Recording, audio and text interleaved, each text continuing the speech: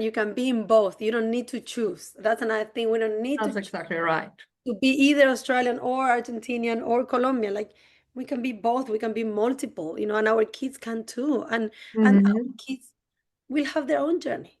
I Yes. see that a lot. I work with a lot of young people, and I can see kids who refuse to talk their parents' language when they were in high school are now in their 20s and they're going back to study the language, going back to the country to learn more about the culture because all of a sudden they realize, hold on a second, I'm not just this. I have this other part of my identity that is important and I want to explore. So again, they're also on their own journey, and we need to respect that. It's beautiful. I want to touch briefly about. I know that you formed your company after or during the COVID with a person that was your host mother.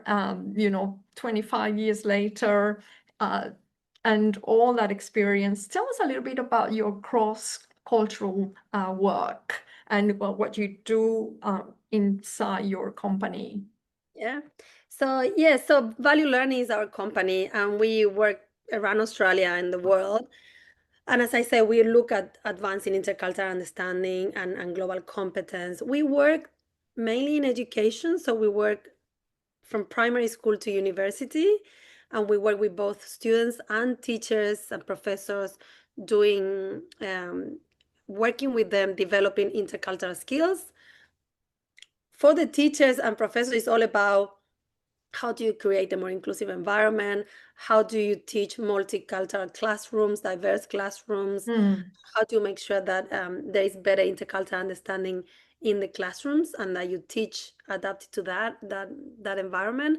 For the students, it's all about how can you develop more empathy? How can you navigate differences when you meet students who are from another culture, when you have new students coming to the school? How can you understand that we are all different and that's actually our advantage and not a threat? So we do workshops at schools, anything from 1 hour to full day workshops for students of all ages. We also work in another one of our programs is anti-racism. So we also work in schools with students and teachers with racial inclusive education. So how to stop racism, how to intervene if you witness or are the victim of racism. We help teachers equip themselves in how to intervene, how to foster an environment that is free of racism. So that's the core of our work. It's in education. We also manage programs on behalf of the Department of Education in Victoria, in Queensland, in Tasmania, and also the Department of Foreign Affairs and Trade, the federal government. We do a couple of exchange programs. Well, we do one in particular, which is the Australia-Indonesia Youth Exchange Program, which is between Australia and Indonesia for people between 21 and 25 years of age.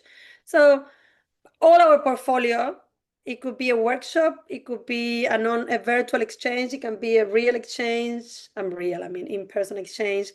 It can be a conference we organize or a forum. It's all related to how do we foster intercultural understanding, how we help people become global citizens, which means creating a world that is more inclusive and equitable for everyone.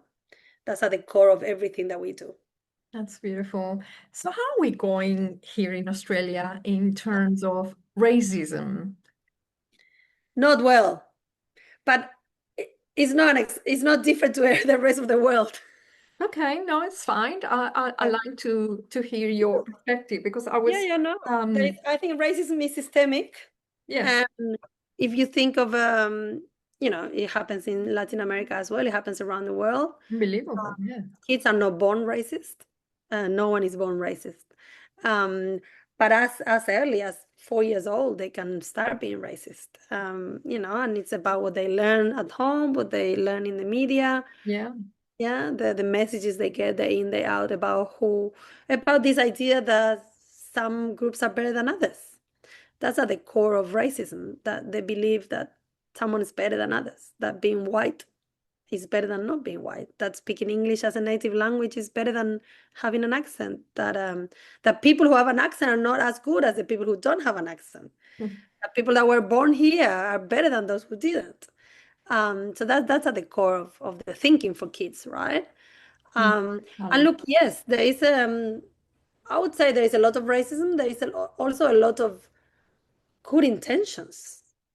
absolutely, Racist yeah. people are not bad people. They're just people that don't understand or don't have enough knowledge about the differences. So Mm. I think teachers want to do the right thing. They just don't know how to do the right thing.